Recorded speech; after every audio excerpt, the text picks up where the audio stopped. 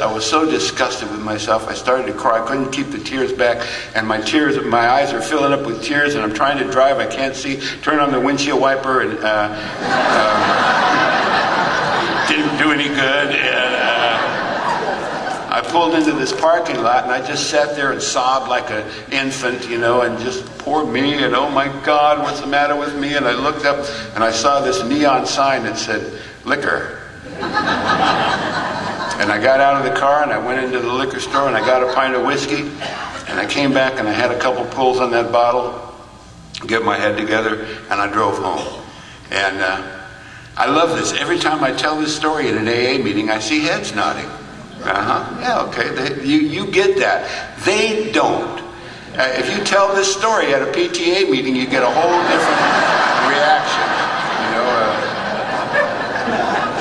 Little mouthy PTA mom would say something like, I don't know if I heard you right, it sounded like you said you were so distraught over your drinking that you drank. Well, yeah, that's right. That's exactly what happened. And then I could drive. I hope you weren't on Van Owen that day. But Teddy had pointed this out. I lost these 2 jobs. I've been asked not to come to my daughter's house drunk anymore. She said, God, you skied off a cliff drunk. I did. The way I skied, I would get there at 8:30 in the morning when the lifts open and ready to go, and I'd get on the lift, first one on if I could, and I'd take my gloves off and pin them to my vest, and I'd reach in and get my little cocaine vial, and I'd do a little 1 and 1 and put that away, and then I'd reach over here and get my flask of whiskey and have a couple pulls on that, put that away, get out my windlass pipe, like that, smoke all the way up and look at the beautiful scenery, put that away, get off, hit the snow, grab my Bota bag, a little wine, and now I'm ready to go. I'm like a soul skier, Yeah, cutting those turns and hitting those moguls and just, dancing my way down. I have Sam Cooke in my ears,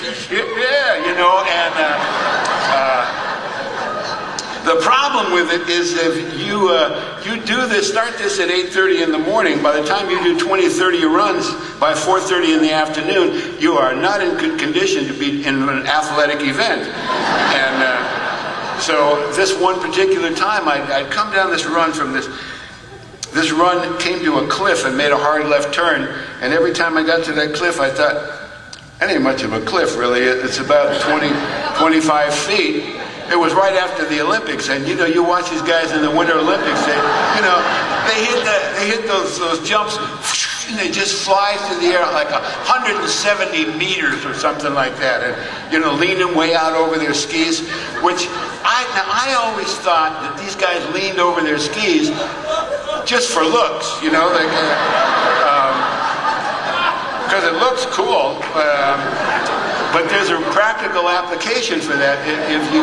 If you don't lean over your skis go right up in the air when you get airborne, and then you're coming down head first, and that's what happened to me. And you really don't have time to get your skis under you, so I landed head first, and I broke my shoulder, and the ski patrol had to take me down the hill like this. I had to go in the hospital, have my shoulder operated on, and I was out of work for 6 weeks, and I had been back to work for about a month, maybe 2 months, and this girl that I knew had a party, lasted all night, and there was about half a dozen of us left in the morning, and she said, if somebody take me to the store and get some eggs, I'll make breakfast for us. So I said, yeah, I'll do that. So we got on my Harley and we headed out to Harley and eggs, good combination.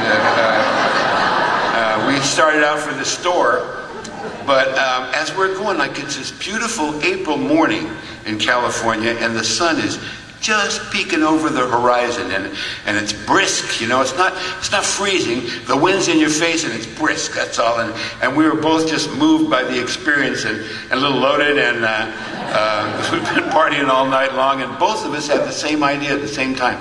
Wouldn't it be beautiful to make love in the great outdoors? And I don't know if you're familiar with downtown Burbank, but there's really no suitable venue for lovemaking. So we just started riding around looking for a place, and we saw this 4-story parking structure. Hey, it's open on the top, and nobody can see you. How great. So we went up, and the gate was locked. And so we went to the fire escape, and we went up the fire escape, and that door was locked. And I said, well, you know what? It's got to be open from the inside. It's a fire escape. So I jumped up on the wall, and I'm hanging there trying to figure out how I'm going to get over the top of this thing. And I didn't actually ever get that far with it. All of a sudden, I saw this building going by. And, you know, my dad was an engineer, and he figured out for me how long it took me to fall 54 feet. It's 1.3 seconds, and if you fall off a house, you're on the ground almost before you know it. But 54 feet, 4 stories is 1.3 seconds is enough time to think, oh shit.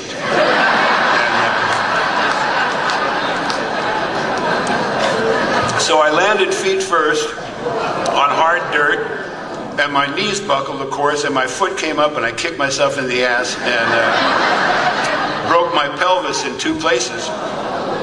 And it snapped the heel bone off my foot and shoved it through my foot like a bowling ball. And it broke all the little bones in my foot, you know, and turned my foot into this ball at the end of my leg. And I learned this later. At the time, I was sort of in and out of consciousness, and the girl that I was with came running down the stairs, and she saw that I was alive, and here's the deal, though. God has always been with me, whether I knew it or not. This was the parking structure of St. Joseph's Hospital. So she ran into the emergency room and told some people I was there, and they came out with a gurney, and they rolled me in, and they admitted me, and she called her husband, who came and got my bike. I would have picked somebody else to take the bike home, really. Anyway, so I was in the hospital for 10 days because they couldn't figure out what to do with my foot. They were afraid to cut it because the skin was so damaged that it wouldn't, you know, heal right, and they didn't know how to reset the bones without cutting it, so they would put x-rays up on the window and look at it, scratch their heads, come up there with experts and specialists and look at my foot and look at my foot was so many different colors. I never saw skin that pink and blue and green and black and purple. That was just amazing, and little toes sticking out. And you see something like that at the end of your own leg, you go, that is cool. And I had friends that were coming to visit me and bringing me in gifts, and it never occurred to me to say to the doctors, look, I know you're giving me Demerol and Percodan for the pain. I'm self-administering Irish whiskey and cocaine. Is that going to be a problem? It's none of their business, really. You know, you take care of your business, I'll take care of my business. But I got out of there, and it took me a long time to learn to rock. So anyway, I'm back with Teddy. Teddy's telling me, Doug, you lost these 2 jobs in 1 year. You've been asked not to come to your daughter's house drunk. You skied off this cliff and broke your shoulder. You're out of work for 6 weeks. You fell off a 4-story parking structure with a 4.0 blood alcohol level. I mean, it took you 5 months to learn to walk without a cane. What would you call interference? Brain death? And I said, I don't think accidents should count. You know, I mean, really, drunk or sober, you fall off a 4-story building, you're going to get hurt. And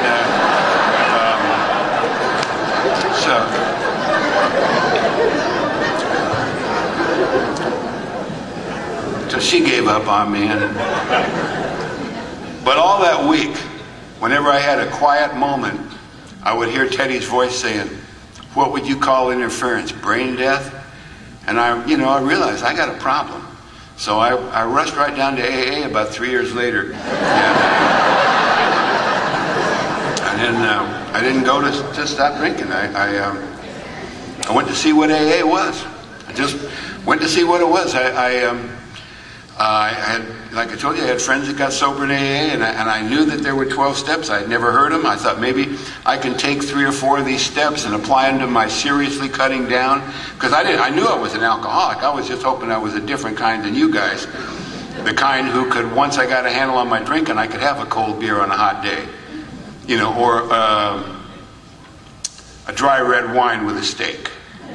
A margarita with a Mexican meal, a little sake with my sushi, you know, appropriate adult beverage consumption, or sometimes get a 5th of whiskey and chug it down and have an inappropriate experience, but just not all the time. And so I went to AA with just to see what it was. So somebody had told me, if you want to check out AA, go to a big speaker meeting. There's one on Friday night over at the Valley Presbyterian Hospital in Van Nuys. So I went over there. I got there early, and I watched people setting up chairs and making coffee and setting up their literature table. Everybody was hugging and laughing, and I'm sitting over there with mind my own business look on, you know, and don't bother me, and leaned against the wall. And on the other side of the double doors, there was a guy that looked to me like he was doing the same thing I was doing, sitting there, you know, skeptical. And I thought, we're the cool section here. We ain't setting up no chairs, you know.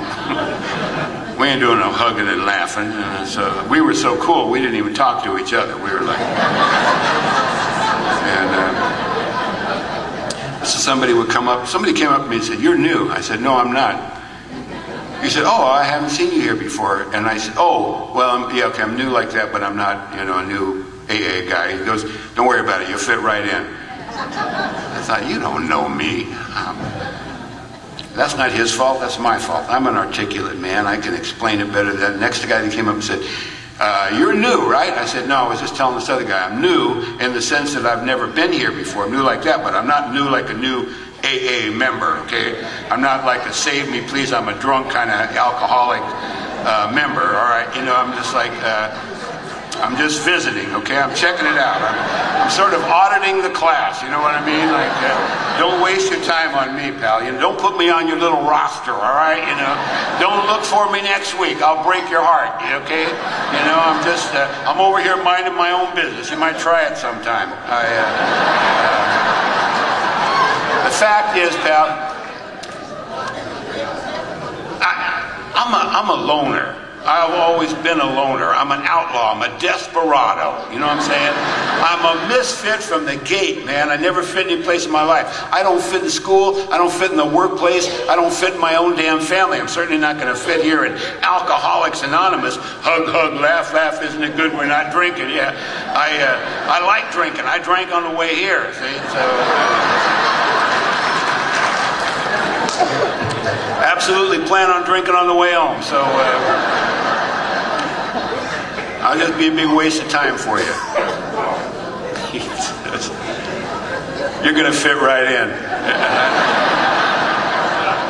God, what do you have to do? Shoot somebody around here? You know that. So they started the meeting, and people read stuff like we did tonight, and they had now. The secretary said, "We have a birthday tonight for Ruth for 18 years. Now, I didn't know that in California they call them birthdays. I think most of the country call them anniversaries.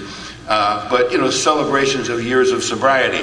And they had one that night for Ruth for 18 years. But I didn't. I thought, oh, they celebrate people's birthdays. I'm looking around for Ruth, some 18-year-old tiny hiney. And leaning against the wall in the back, and I see it's got to be Ruth. Gets up, she's walking up towards the front. Ruth is 50 if she's a day. And my first thought was, God damn, if she's 18, she should stop drinking. You know. But she didn't look bad. She didn't look bad at all. She didn't look like she just crawled out of the gutter. She looked, I mean, she was made up and coiffed and dressed up, and she looked great for 50, just a little whip for a teenager. And so I thought, you know, I'm a figure-outer kind of guy. You know, I thought, oh, okay, I get it. This is AA. They don't drink. Ruth hasn't had a drink in 18 years. I get it. Happy birthday, Ruth. Man, when I said happy birthday, Ruth, it was like I cued the choir. All of a sudden, all these people start... Ruth gets up to the stage, because it was a stage meeting, sort of like this, and she comes up on the stage, and these younger girls come out with this cake, and everybody starts singing, "Happy Birthday," really loud, and really bad. I mean, really